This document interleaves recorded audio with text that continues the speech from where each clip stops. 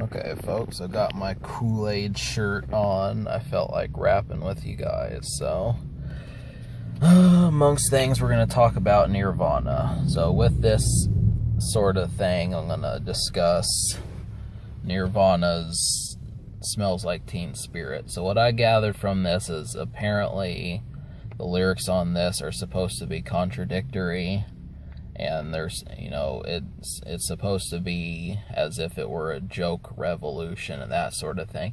When I listened to the song, I didn't know what to expect. I mean, that was really what I was gathering from it. Was I thought it was, a radio song, not necessarily. You listen to the lyrics and then it kind of strays. It's hard to kind of decode, in other words.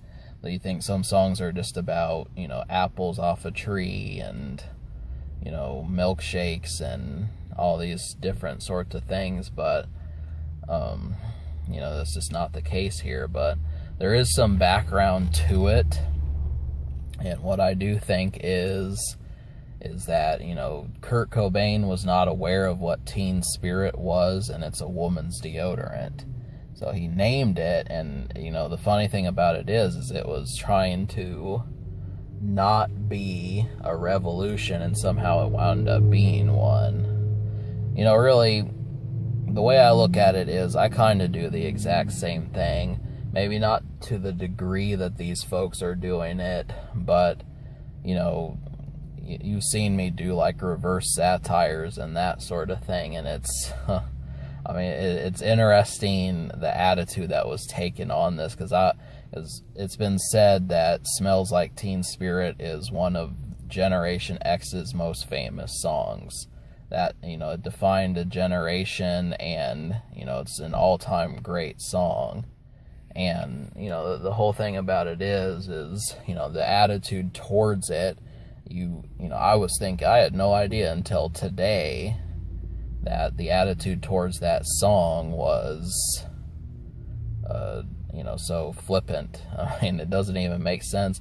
The absurdity of it is what surprises me the most. That being said, is just something I was not expecting. And so, Kurt Cobain, I haven't listened to interviews by him, and I have not, talked about what I have thought, of his personality outside of Nirvana, but I will say that, this sort of thing was pretty much, good to go.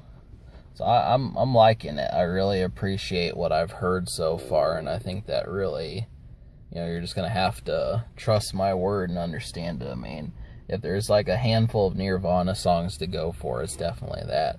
But their run on the charts was so short just because, it dropped in September of 91, and Kurt Cobain died in April of 94. So, it really was just an early 90s phenomenon, but the music just lasted. So, as far as my personal opinion on the song, I like when things are taken from a non-serious perspective, but somehow, it just feels like it's more of something that can be said than that was just a joke. And that's kind of what confuses me, as I simply do not,